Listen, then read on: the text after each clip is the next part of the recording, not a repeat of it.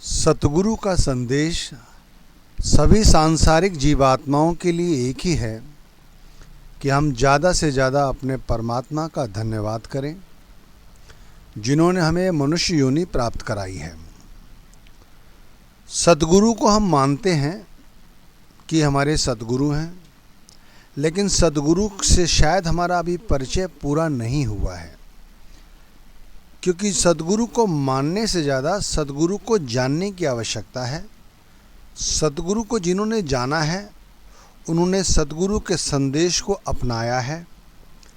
सतगुरु का संदेश हमारे जीवन को एक ऊंचा दर्जा देता है, जो हमेशा हमेशा के लिए इस मृत्युलोक से या इस संसार में रहते हुए भी संसार की माया से दूर रहता है, परमात्मा का जैसे बताया धन्यवाद करता है।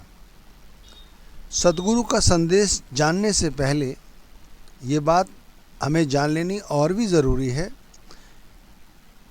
कि हम में से ऐसे बहुत गुणी ज्ञानी हैं जो ये कहते हैं कि ये सारी बातें हमें पता है, कोई नई बात हो तो बताओ।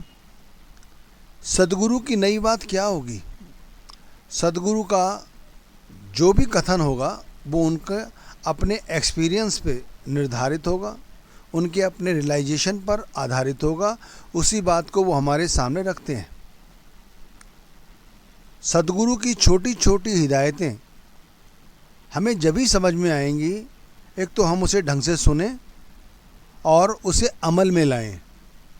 सतगुरु के सच्चे और प्यारे सेवक जो हैं, जो सतगुरु को प्यार करते हैं, जिनकी कथनी और करनी में कोई फ़र्क नहीं है, वही सतगुरु का संदेश भी सुनते हैं और सतगुरु का संदेश भी अपनाते हैं।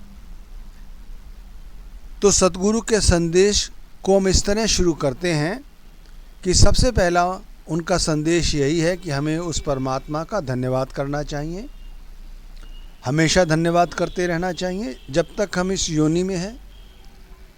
श्वासों श्वास उसका धन्यवाद करना चाहिए, क्योंकि ये नर्तन बड़े सौभाग्य से मिलता है।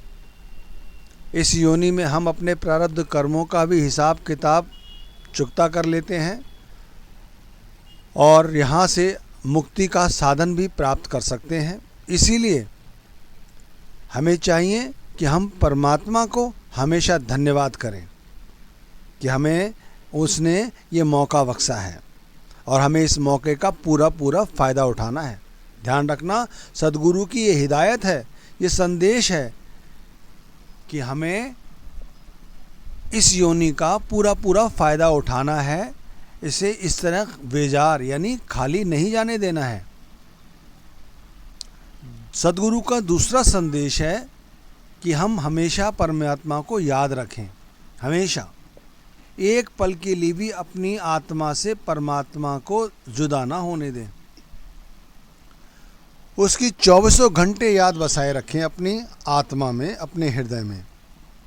यहाँ पर भी बहुत विवेकशील जो व्यक्ति हैं वो ये कहने लग जाते हैं कि भाई आप ये क्या कह रहे हो कि जब हम परमात्मा की याद रखेंगे, परमात्मा का ही काम करेंगे, तो भाई ये बताइए हम सांसारिक काम धंधे कब करेंगे? ये बच्चों की जिम्मेवारी, समाज की जिम्मेवारी, ये कैसे पूरी होंगी? तो उनके लिए भी सतगुरु का ये संदेश है कि आप काम हाथों से करते हैं, पर आप उस परमात्मा के नाम का सिमरन मन से कर सकते हैं। चलते फिरते, खाते पीते, उठते बैठते परमात्मा का ध्यान किया जा सकता है, परमात्मा को याद किया जा सकता है। बहनें घर में खाना बनाती हैं, घर के और काम काज करती हैं, या बाहर कहीं नौकरी कर रही हैं, कारोबार कर रही हैं, वो भी सब बड़ी आसानी से कर सकते हैं। तो परमात्मा की याद बसाने का मतलब है 24 घंटे कि हम सतगुरु द्वारा दिए गए नाम का सिमरन करते रहें, उसके साथ अपनी आत्मा को जोड़े रहें। सतगुरु का तीसरा हमारे को जो संदेश आता है कि चाहे हानि हो चाहे हमें लाभ हो, चाहे हमारा मान हो चाहे अपमान हो, चाहे हमारी मृत्यु हो चाहे हमारा जन्म हो, ये 6 चीज़ें विधाता ने अपने हाथ में रखी हुई हैं। गोस्वामी तुलसीदास महाराज जी ने रामचरितमानस में ये बात इस तरह कही है कि गुरु वशिष्ठ जी कह रहे थे उनसे कि हानि लाभ जीवन मरण यश अपयश विधि हाथ, ये विधाता ने अपने हाथ में रखी हुई हैं। इसलिए सद्गुरु का संदेश समझिए कि इन चीज़ों की जब भी हमारे साथ कोई घटना घटे तो हमें उसके साथ दुखी नहीं होने की ज़रूरत है, खुश होने की ज़रूरत नहीं है।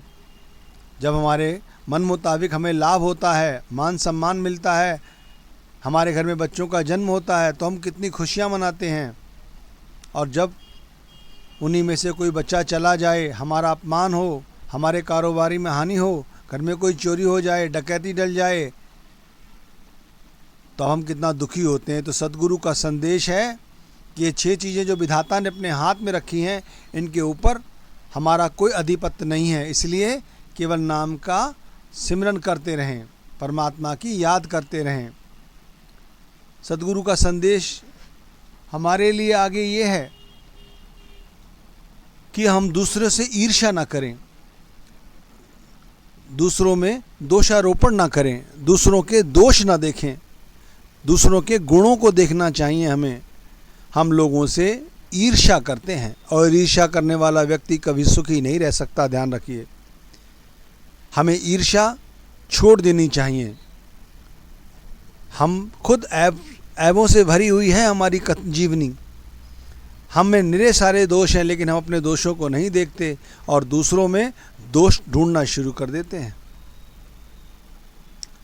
निंदा करने वाला और निंदा सुनने वाला दोनों ही पापी होते हैं और निंदा में कोई रस नहीं होता, ध्यान रखना। लोग करके निंदा अपनी जुबान को गंदा करते हैं। इसलिए हमें सद्गुरु की हिदायत है, सद्गुरु का संदेश है कि हमें ना निंदा करनी है किसी व्यक्ति की, ना निंदा सुननी है, ना ही हमारे लोगों में दोष देखने हैं, ना लोगों में हमारे को दोष ढूंढने की कोशिश करनी है। अपने दोषों को देखना है, दूसरों में गुणों को देखना है। सद्गुरु का ये संदेश है। सद्गुरु का संदेश ये है कि जिस हाल में विधाता रखे, हमें उसमें ज़्यादा से ज़्यादा खुश रहने की ज़रूरत है।